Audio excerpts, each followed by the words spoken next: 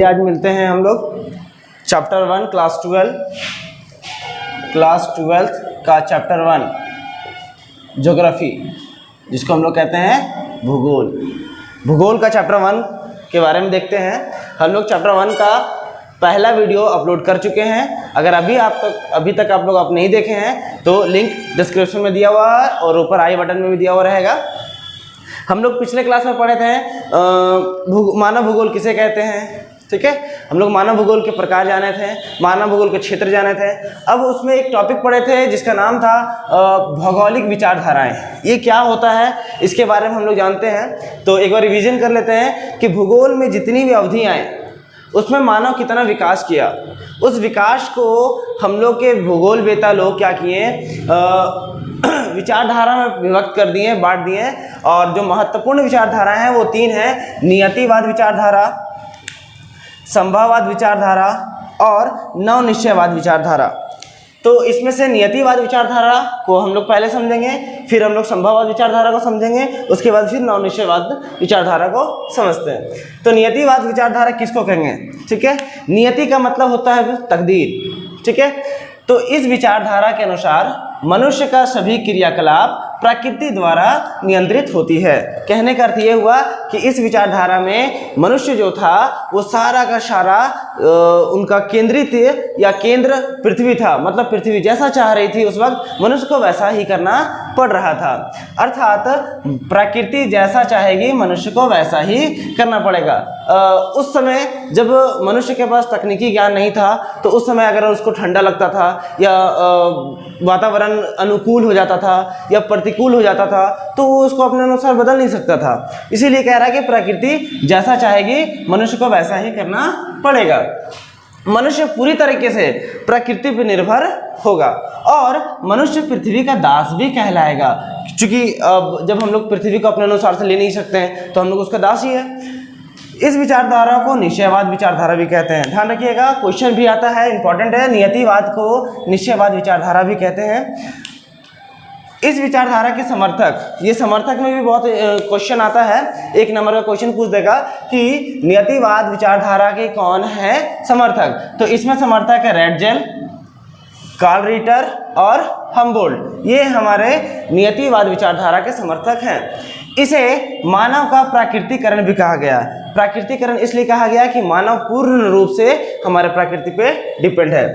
इस विचारधारा जब चल रहा था तो इस काल में मानव का विकास एकदम नहीं था, मानव एकदम विकास नहीं कर पाया था और उनको टेक्नोलॉजी का ज्ञान भी नहीं था, जिसको हम लोग कहते हैं प्रौद्योगिकी। अब आता है दूसरा संभववाद विचारधारा।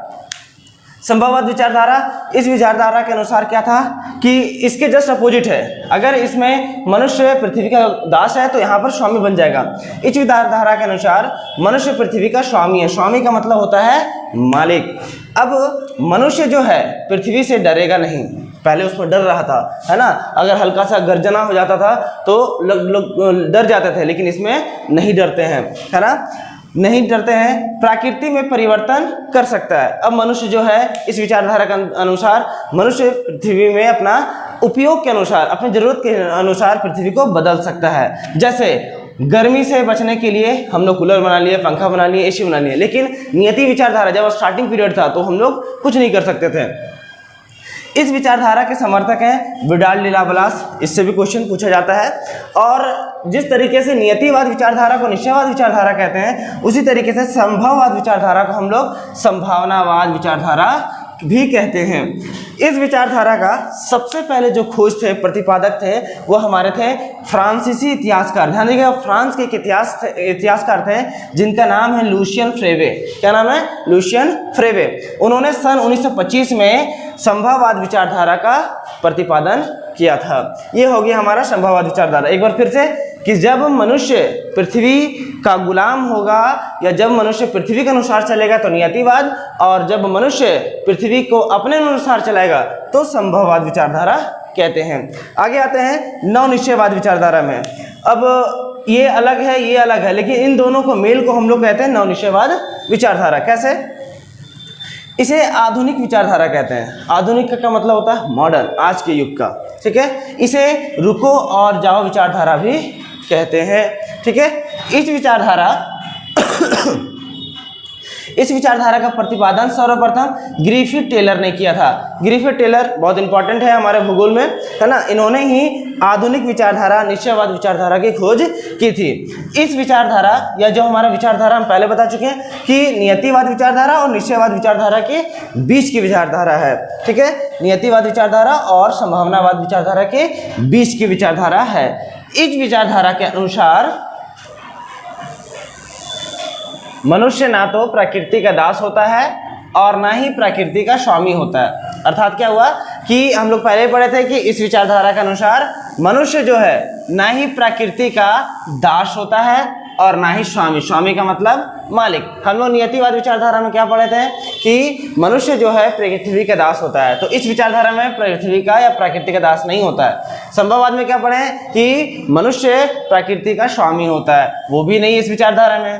तथा प्रकृति ने मनुष्य को विकास करने का भरपूर अवसर दिया है। एकदम सही बात है। आज हम लोग इतना बड़ा प्लांट बनाते हैं या बॉम्ब बनाते हैं या जो हम लोग बिल्डिंग्स बनाते हैं या जो हम लोग संसाधन यूज करते हैं, वो हम लोग अपने नानी घर से नहीं लेके आए हैं, हम लोग अपने पूर्वजों से लेकर नहीं आए हैं, वो लोग हम लोग पृथ्वी से लेकर के आए हैं, है ना, वो सारे चीज़। परंतु मनुष्य इसका प्रयोग एक सीमा तक ही कर सकता है। कहने का मतलब क्या है कि हम लोग जो भी प्रयोग करते हैं पृथ्वी में, चाहे वो एटॉमिक बम हो या परमाणु ऊर्जा हो या कोई भी संसाधन हो, उसको हम लोग एक सीमा तक ही प्रयोग कर सकते हैं। और जब जब हम लोग पृथ्वी से आगे बढ़ने की कोशिश किए हैं, तब तब हम लोग विनाश की स्थिति देखने को मिला है।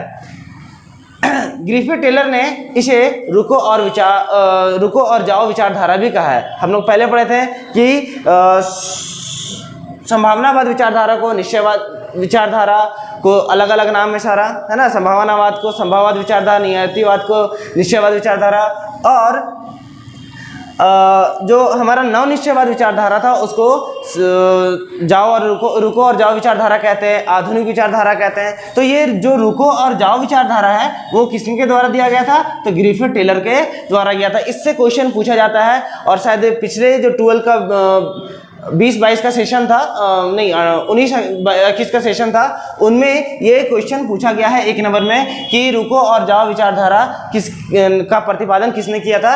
तो वो हमारा ग्रिफिथ टेलर का। अब एक टॉपिक है मानव भूगोल का उद्देश्य। मानव भूगोल का क्या उद्देश्य है? ठीक है, मानव भूगोल का उद्देश्य पढ़ते हैं। तो मानव भूगोल का उद्देश्य क्या हो सकता है? तो देखिए, मानव भूगोल का बहुत सारा उद्देश्य हो सकता है, लेकिन हम लोगों ने निम्न का डिस्कस करते हैं। क्या है? धरातल पर क्या कह रहे हैं? धरातल का मतलब धरती, पृथ्वी पर रहने वाले मनुष्य के समूह अपने वातावरण में किस प्रकार से तालमेल हुआ है। कहने का मतलब अगर हम अफ्रीका की बात करते हैं तो अफ्रीका का ज़्यादातर जो स्थल है वो क्या है? रेगिस्तान है। तो वहाँ पे लोग अपना तालमेल कैसे बैठा पाए? अगर हम लोग जाएंगे तो शायद रहने में हम लोग को मुश्किल होगा, क्योंकि हम लोग का वातावरण वहाँ का प्रतिकूल हो जाएगा। अगर हम लोग कनाडा चले जाते हैं या रशिया चले जाते हैं तो वहाँ पर पूरा बर्फीला इलाका, ठंडा इलाका, तो हम लोग जाएंगे तो कंटिन्यूसली तबीयत वगैरह खराब हो सकता है।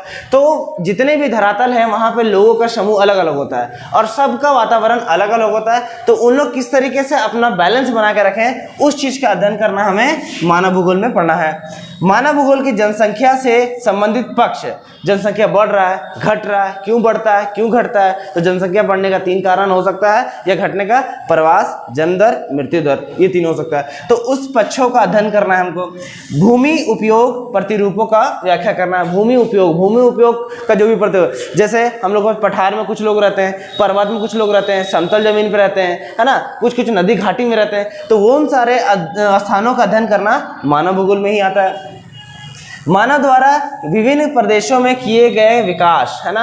मानव आज हम लोग बहुत ज़्यादा विकास कर चुके हैं, है ना, और उस विकास से हम लोग विनाश की भी स्थिति देखने को मिला है। जैसे हमारा एक अभी लेटेस्ट में कोविड-19 आया था, है ना, कोविड-19 कोरोना वायरस जिसको कह रहे हैं। तो हम लोग को विकास की वजह से ही वो विनाश आया है। अगर हम लोग उतना ज़्यादा विकास नहीं करते तो शायद उतना बड़ा विनाश भी नहीं होता। तो मनुष्य बहुत सारे प्रदेशों में विकास भी किया है और विनाश किया है। तो इसका भी अध्ययन करना हमारा मानव भूगोल में ही आता है।